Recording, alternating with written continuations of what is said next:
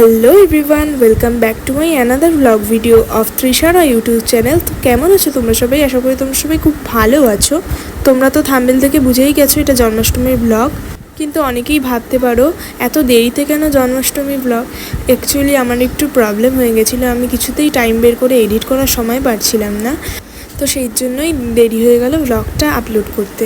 চেষ্টা করব তোমাদের ভালো করে খুব ব্লগটা শেয়ার করার, তোমরা ভিডিওটা স্কিপ না করে দেখতে থাকো।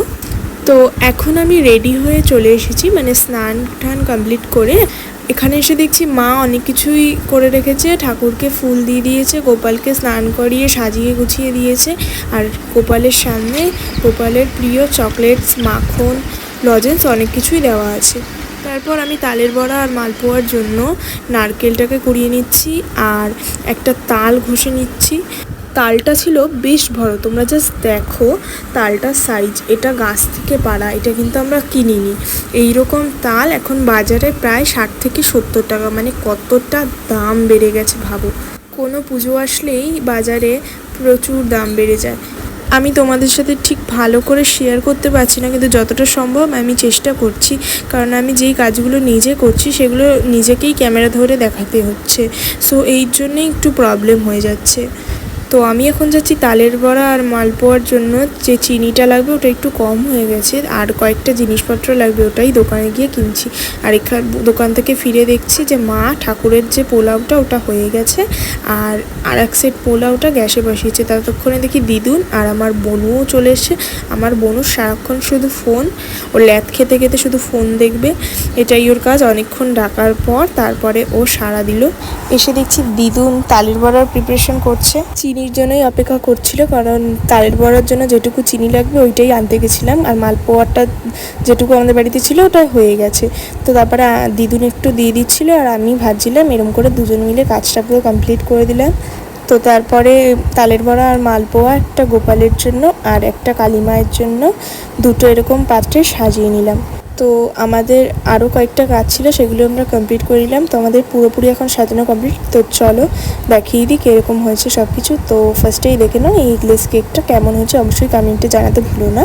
তারপরে ওখানে দিয়ে দিয়েছিলাম লুচি, সিমুই পায়েস, সুজি, তালের বড়া, মালপোয়া, আর এখানে দেখো বেলুন দিয়ে ভালো করে ডেকোরেশন করে দিয়েছিলাম। তারপর ওখানে ছিল খই, নাড়ু, তারপর অনেক রকম ফল দিয়ে দিয়েছিলাম, যেমন ছিল আপেল, কলা, লেবু, আনারস, শসা, আম, আর ভোগে দিয়েছিলাম 7 রকম ভাজা আর আলুর দম।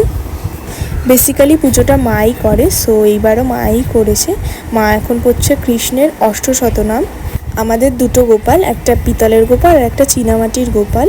এই পিতলের গোপালের বয়স হচ্ছে 16 বছর আর চীনামাটির গোপালের বয়স 21 বছর। তো এই যে সবাই মিলে আমাদের বাড়িতে চলে এসেছে। ওই যে দিদুন বসে কেন জানি না ওরকম মুখটা করে আছে, সেই কারণ আমার অজানা। তারপর সবাই মিলে একসাথে মায়ের হাত ধরে এই যে কেকটা আমি বানিয়েছিলাম সেই কেকটা কেটে নিল। আমি এর আগে কোনোদিনই কেক বানিয়ে দিইনি, এবার মনে হলো তাই একটু এগলেস কেকই বানিয়ে দিলাম। আমি ভাবিও নি ক্রিম দিয়ে আমি ফ্রস্টিং করব, আমাদের বাড়িতে একটু ক্রিম ছিল, সেই ক্রিমটা দিয়ে আমি করে দিলাম। এই কেকটার ভিতরে কোনো ক্রিম নেই, জাস্ট উপরটা একটু ফ্রস্টিং করে দিয়েছি, কারণ আমাদের বাড়ি অল্পই ক্রিম ছিল। যেহেতু আমি আগে দিয়ে ঠিক করিনি যে ক্রিম দেবো, সেই কারণে ক্রিমও আনিনি, যেটুকু ছিল সেটুকু দিয়েই করে দিয়েছি। তারপরে মা দুজি গোপালকে খাইয়ে দিল। তো আমি বললাম আমার কালীমাকেও একটু খাইয়ে দাও, কেন সে বাদ যাবে। আমি ভেবেছি এবার দিয়ে কালী পুজো যখন হবে আমাদের বাড়ি, তখন আমি কালী ঠাকুরকেও একটা কেক বানিয়ে দেবো। তবে মা এখানে চকলেট খাওয়াতে গিয়ে চকলেটের প্যাকেটটাই খুলতে ভুলে গেছিলো, তার খেয়ালও নেই সেটা। যাই হোক, হয়তো জন্মাষ্টমীতে অনেকের বাড়িতেই এই নিয়মটা আছে যে পঞ্চ শিশুকে খাওয়াতে হয়, তো আমাদের বাড়িতেও কিন্তু এই নিয়মটা আছে। হয়তো অনেকে করেও, নিয়ম ঠিক বলা যায় না, এটা যে যেরকম মানে।